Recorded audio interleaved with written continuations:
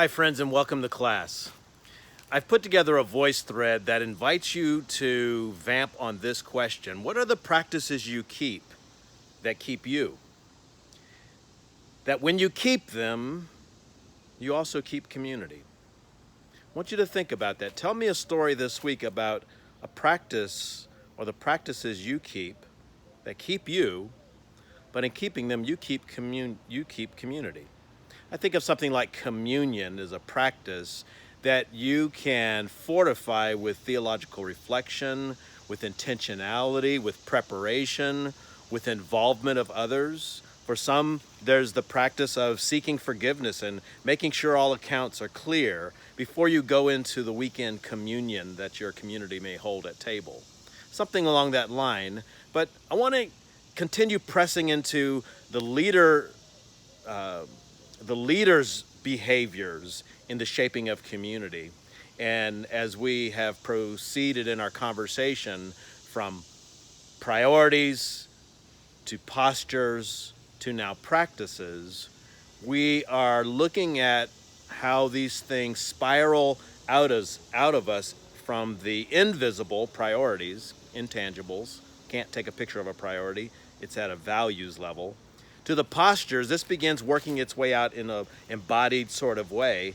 To the practices, which are the ritual ways of living, those priorities that are so dear that you will not fail to achieve them by virtue of putting them in your calendars and putting them into your cash process, putting them into the company of community that you keep. Next week, we move into our conversation about the projects, the immediate, the intermediate, and the infinite projects, which become expressions of all three of these preceding dispositions, way that our dispositions are shaped. But this week I want you to focus on practices, the behaviors. You may have noticed that the caption that I put over this whole section is, "We can't help but tell what you love," because it shows up in what you prioritize in your behaviors all the time. I like to think of that Samaritan story of this person having practiced getting off of his donkey, getting off of his assets, and pouring oil and wine in because that's something that he habitually did. In the same way that the two religious leaders also kept to their practices of being to church on time and overstepping folks who might get blood on their robes. Well, welcome to class. Join me in this. Have fun with this. Think deeply on the communities that you've been a part of and how they've shaped you, how you have shaped them, and how together you all shape one another. We all shape one another as a community. I've uploaded a couple of resources. They come from Miroslav Wolf's Yale Center for Living Theology. One is a lecture with Dorothy Bass. It's about 48 minutes long. She's the author of the book I first referred to you of regarding our practices. Another one is a conversation by the man who introduces her, Scherer.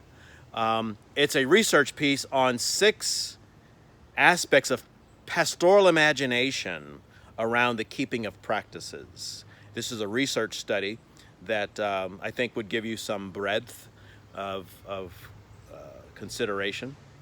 And I've also uploaded or referred to, you'll see it inside of my comments on the thread, a couple of an interview with, I think it's Dr. David White, also at the Yale Institute for Youth Ministry. And we'll catch him in the act of using practices as a tool of assessment. We're now shifting in our last cycle of the course to looking at how these things work their way out into organizational culture and organizational practices and the kind of things that leaders do administratively to ensure that values are being mediated into a system.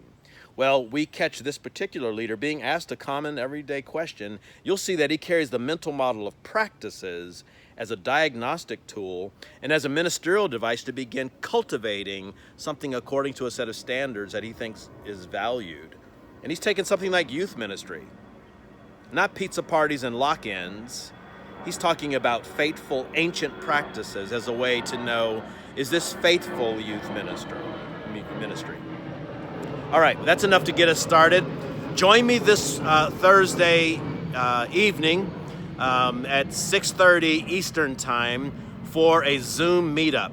In this meetup, I'm going to talk through the final assignment regarding culture mapping.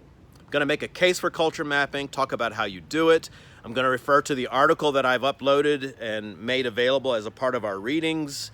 But what's a culture audit and how do you do it and what's its relationship to what we're trying to gain here this term? That's what I'm going to do some content around. Again, this is not required. This is come and go, drop in if you want to, but I'm going to lay down some tracks during this Zoom call. We'll be recording the call so that those of you who would like to can listen to it later. But I'll talk through those assignments. Again, that is 6:30 Eastern Time, 5:30 Central Time where I'm at here in Nashville.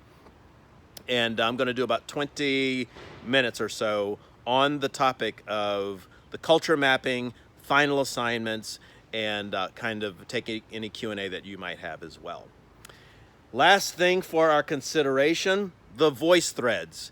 I'm slowly getting the hang of how to manage all of this. I want to encourage you, respond to my voice thread. Please do not start another one.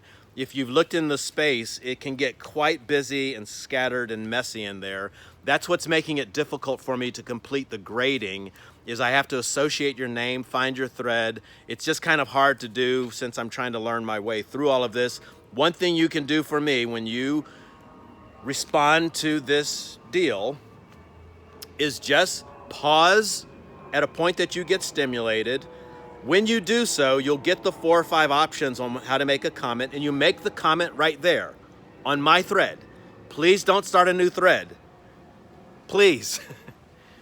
There's 37 of you, there's 1 of me. And for those that have contacted me to say, where are my grades?